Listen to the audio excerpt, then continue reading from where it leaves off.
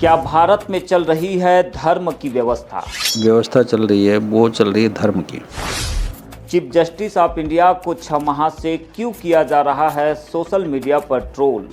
और पिछले 6 महीने से सीजीआई साहब को ट्रोल किया जा रहा था। देश संविधान से चलता है, लेकिन वो कौन लोग हैं जो देश को धर्मशास्त्र से और मनुस्मृति से चलाना चाहते हैं? हमारा देश चलता है संविधान से और कुछ लोग चाहते हैं इसको मनुस्मृति और धर्मशास्त्र में चलाया जाए।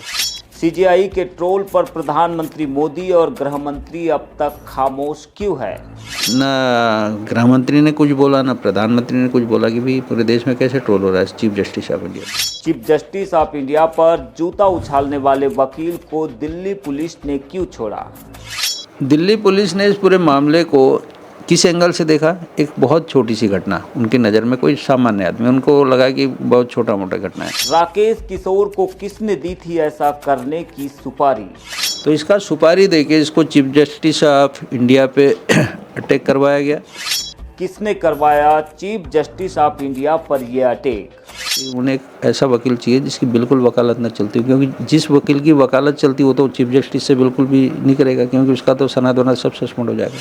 कौन है वो लोग जो बुलडोजर की न्याय प्रणाली से चलाना चाहते हैं देश? तो कुछ लोग चाहते हैं कि बुलडोजर की न्याय प्रणाली है वो देश में चलती रहे। जिस प्रॉपर्टी का याचिकाकर्ता के पास कोई अधिकार नहीं, उसकी अनुमति आखिर कोई कैसे दे सकता है?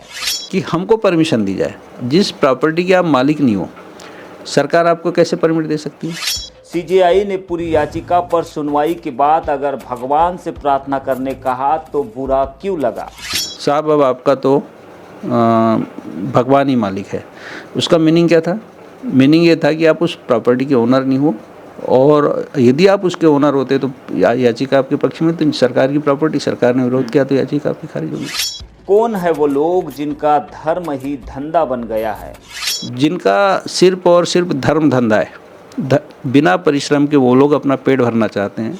भगवान को आज तक किसी ने नहीं देखा, तो फिर वकील को कैसे आदेश दे सकता है भगवान? तो मेरा कहना, भगवान को जब किसी ने दुनिया में देखा नहीं तो आपको भगवान कैसे आदेश दे सकता है? राष्ट्रपति को शपथ दिलाने वाले चीफ जस्टिस पर हमला, तो सरकार क्यों है शांत? तो राष्ट्रपति को शपथ दिलाने वाला सीजीआई, उसके ऊपर हमला हो जाए, सरकार शांत बैठी है। प्रधानमंत्री और गृह मंत्री के साथ भी ऐसा ही होता तो अब तक क्या हो जाता देश में? अगर यही अटैक गृह मंत्री के खिलाफ हो जाता या भारत के प्रधानमंत्री के खिलाफ होता तो क्या कितने मामले बनते उसके ऊपर जानते हो? कन्हैया और शर्जील पर मामला, तो फिर वकील पर क्यों नहीं अपराध? कन्हैया ने सिर्फ जरा सी बात बोला था, उसका जामिया से उठा के लेके चला गया। शारजिल इस्लाम ने और भी तमाम लोगों ने जो बातें बोला उस पर सबके ऊपर हेट स्पीच। जब 71 सूत्रीय मांगों को लेकर मैंने फटाके भेजे तो 92 दिनों की जेल में क्यों रखा? 71 सूत्रीय मांगों को लेके हमने क्रैकर भेजे थे, फटाके भेजे थे, जिसका कोई एविडेंस नहीं। सरकार ने हमें 92 दिन तक जेल में बिठा के रखा। बीजीटी मीडिया पर देखिए संयुक्त क्रांति पार्टी के राष्ट्रीय अध्यक्ष और लांजी क्षेत्र के पूर्व विधायक किशोर समृते का पूरा बयान। व्यवस्था चल रही है, वो चल रही है धर्म की। सीजीआई साहब जो हैं उसी व्यवस्था से पीड़ित हैं, और पिछले 6 महीने से सीजीआई साहब को ट्रोल किया जा रहा था। अब सवाल ये उठता है कि जिस देश में 2 तरह का कानून, हमारा देश चलता है संविधान से और कुछ लोग चाहते हैं इसको मनुस्मृति और धर्मशास्त्र में चलाया जाए। दूसरी बात, इस देश में 2 कानून बनते हैं। एक कानून बनता है संसद में, दूसरा कानून बनता है सुप्रीम कोर्ट ऑफ इंडिया के जो जजमेंट होते हैं वो अपने आप कानून का रूप ले लेते हैं। इतनी बड़ी व्यवस्था में बैठा हुआ आदमी chief justice of India mister BR Gavai, जिसने इस देश में कहा कि संविधान सबसे बड़ा होता है, जिस दिन से उसने कहा संविधान सबसे बड़ा होता है उसी दिन से गवई साहब को ट्रोल करना चालू कर दिया। लोगों को समझ में आया कि हमारी स्थिति खराब होनी। तो पहला चीफ जस्टिस है जिसको 6 महीने से लोगों ने ट्रोल किया, और देश की ना गृह मंत्री ने कुछ बोला, ना प्रधानमंत्री ने कुछ बोला कि भाई पूरे देश में कैसे ट्रोल हो रहा है चीफ जस्टिस ऑफ इंडिया। दूसरी बात, चीफ जस्टिस ऑफ इंडिया पे अटैक हुआ तो एक वकील ने अटैक किया, राकेश किशोर के अटैक होने के बावजूद दिल्ली पुलिस उसको पकड़ के ले गई। दिल्ली पुलिस ने 2 दिन इंट्रोगेशन करने के बाद में पूछताछ किया। पूछताछ में उसके बाद उसको छोड़ दिया। और इस पूरी घटना में पुलिस को, इस पूरे मामले को भारत सरकार किसको देना चाहिए? सीबीआई को देना चाहिए, एनआईए को देना चाहिए। दिल्ली पुलिस उसको इंट्रोगेट कर रही है। दूसरी बात, दिल्ली पुलिस ने इस पूरे मामले को किस एंगल से देखा? एक बहुत छोटी सी घटना, उनकी नज़र में कोई सामान्य आदमी, उनको लगा कि बहुत छोटा मोटा घटना है। Chief justice of India Bharat का सबसे बड़ा आदमी है। दूसरी बात आपको पता होना चाहिए कि भारत में संसद भवन पे हमला हुआ। संसद भवन पे जब हमला हुआ तो किस तरह से वहाँ पे सांसदों का उसको लेके सांसदों से उनका प्रवेश पत्र में साइन करा के और गाड़ी की पास बना के आतंकवादी घुस गए। उसी घटना से सीख लेके इनने एक ऐसे वकील की तलाश की। तो ये पूरा मैटर व्यापारी का मैटर है, क्योंकि चीफ जस्टिस के चैम्बर में घुसना, उसके साथ किसी भी तरह की अवमानना करना इतना आसान नहीं है। तो वो तमाम लोग जो धर्म से और चीफ जस्टिस ऑफ इंडिया जो छोटे लोगों की बात कर रहा था, छोटे लोगों को जस्टिस की बात कर रहा था, उससे लोग दुखी थे। तो उन लोगों ने एक ऐसे वकील की तलाश की जिसका वकालत लाइसेंस चाहिए, chief justice bar council of India में उसका रजिस्ट्रेशन चाहिए। उन्हें एक ऐसा वकील चाहिए जिसकी बिल्कुल वकालत न चलती हो, क्योंकि जिस वकील की वकालत चलती हो तो चीफ जस्टिस से बिल्कुल भी नहीं करेगा, क्योंकि उसका तो सनद वनद सब सस्पेंड हो जाएगा। तो इसका सुपारी देके इसको चीफ जस्टिस ऑफ इंडिया पे अटैक करवाया गया।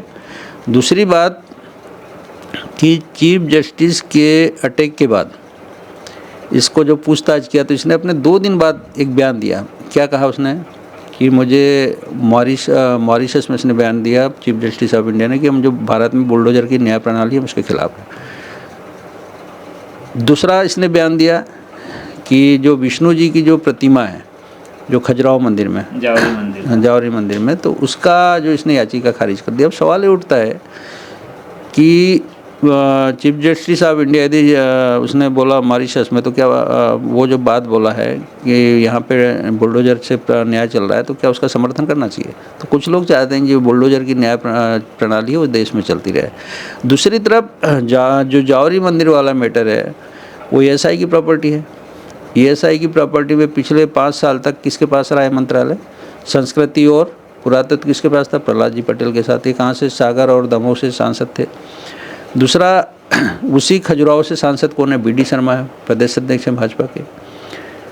तो मेरा कहने का मतलब, अगर आपको जो मंदिर है विष्णु जी का मंदिर से प्रतिमा खंडित होगी तो आपको सरकार को बोलना चाहिए, सरकार से डायरेक्शन, पीआईएल आपको क्या लगाना चाहिए कि मंदिर की प्रतिमा आपकी ये हो गई, क्षतिग्रस्त हो गई, उसका सरकार उसका वो करवाए। अब इसने पियाची का क्या लगाया कि हमको परमिशन दी जाए। जिस प्रॉपर्टी के आप मालिक नहीं हो, सरकार आपको कैसे परमिट दे सकती है? ईएसआई उसकी मालिक है, आपको कैसे मंदिर के जीर्णोद्धार की परमिशन दे सकता है, या किसी भी तरीके से आप उसके मालिक कैसे हो? दूसरी बात, इसी मुद्दे पे हाईकोर्ट ने इसकी याचिका खारिज की, सरकार ने विरोध किया। सुप्रीम कोर्ट में भी सरकार के विरोध से याचिका खारिज हुई, चूँकि याचिकाकर्ता उस जमीन का ओनर नहीं था। और चीफ जस्टिस ऑफ इंडिया ने सिर्फ इतना शब्द कहा वकील को कि साहब अब आपका तो भगवान ही मालिक है। उसका मीनिंग क्या था? मीनिंग ये था कि आप उस प्रॉपर्टी के ओनर नहीं हो, और यदि आप उसके ओनर होते तो याचिका आपके पक्ष में, तो सरकार की प्रॉपर्टी, सरकार ने विरोध किया तो याचिका आपकी खारिज होगी। तो इस बात को उन लोगों ने जिनका सिर्फ और सिर्फ धर्म धंधा है, बिना परिश्रम के वो लोग अपना पेट भरना चाहते हैं, उन लोगों ने चीफ जस्टिस ऑफ इंडिया को उल्टे से ट्रोल किया। तो वकील साहब का भी ये कहना है कि साहब मुझे तो भगवान ने आदेश दिया। तो मेरा कहना, भगवान को जब किसी ने दुनिया में देखा नहीं तो आपको भगवान कैसे आदेश दे सकता है? दूसरी, जो वकील आपने ढूंढा उसकी वकालत चलती नहीं, मोहल्ले में उसका रेपुटेशन कोई बहुत अच्छा नहीं है, तो वो वकील एक तरह से इन्हीं लोगों का एजेंट है और जिसने इस तरह की घटना की। और ये बहुत ही गंभीर मैटर है। इस पूरे मामले में मेरा कहना कि भारत में अभी आपने देखा होगा, ये आजकल राष्ट्रपति को भी ट्रोल करने लगे हैं कि राष्ट्रपति की सुरक्षा में इतने सारे लोग लग रहे हैं। और ये राष्ट्रपति किसको शपथ दिला रहा है? प्रधानमंत्री को। ठीक है। भारत में सीजीआई किसको शपथ दिला रहा है? राष्ट्रपति को। तो राष्ट्रपति को शपथ दिलाने वाला सीजीआई उसके ऊपर हमला हो जाए, सरकार शांत बैठी है। और राष्ट्रपति की उसको शपथ दिलाती, भारत के प्रधानमंत्री को, गृह मंत्री को, पूरे उनके मंत्रिमंडल को 75 में। तो संविधान की शपथ लेने वाले वो लोग संविधान के रक्षक के लिए बिल्कुल चुप हैं, जबकि सरकार को सेकंड इस पे बात कर लेनी चाहिए। अगर यही अटैक गृह मंत्री के खिलाफ हो जाता है या भारत के प्रधानमंत्री के खिलाफ होता तो क्या मतलब कितने मामले बनते उसके ऊपर, जानते हो?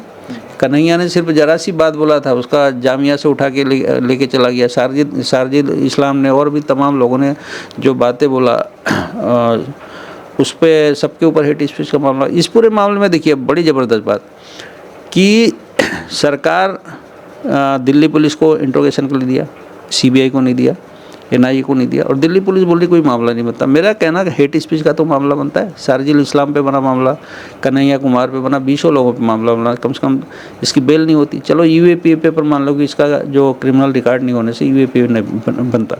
दूसरा, हमने संसद में जब 71 सूत्री मांगों को लेके हमने क्रैकर भेजे थे, फटाके भेजे थे, जिसका कोई एविडेंस नहीं। सरकार ने हमें 92 दिन तक जेल में बिठा के रखा, 92 दिन बाद हमारी बेल हुई।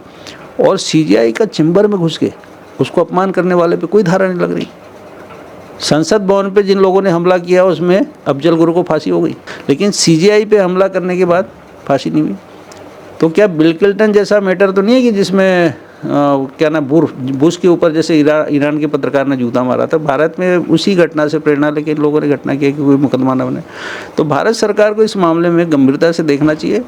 और मेरा कहने का मतलब है कि इस पूरे मैटर पे जो लोग भी वर्ण व्यवस्था की बात करते हैं देश में, जो लोग चाहते हैं कि मनुस्मृति से इस देश को चलाया जाए, तो उनको याद रखना चाहिए कि ये देश है, संविधान से चलता है।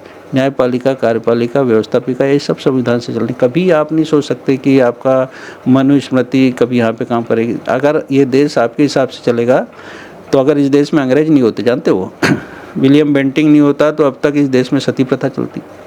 कानून नहीं होता तो सती प्रथा अब तक चलती। इसी देश में बाल विवाह, यदि शारदा एक्ट नहीं बनता तो अब तक इस देश में बाल विवाह होते। इसी देश में देवदासी प्रथा, यदि इस देश में कानून का राज नहीं होता, कॉन्स्टिट्यूशन का राज नहीं होता तो इस देश में, तो ये तमाम लोग कौन सी व्यवस्था चलाना चाहते हैं? तो मेरा कहने का मतलब है कि चीफ जस्टिस ऑफ इंडिया, पूरा देश उनके साथ खड़ा है। कुछ लोगों से कुछ नहीं बिगड़ने वाला है, संविधान की ताकत उसके साथ है। और भारत सरकार को इस मामले में श्वेत पत्र जारी करना चाहिए और गृह मंत्री को, प्रधानमंत्री को अपना वक्तव्य सार्वजनिक करके पूरे देश से माफ़ी मांगना चाहिए कि हम न्यायपालिका में चीफ जस्टिस ऑफ इंडिया को बचाने में नाकाम रहे।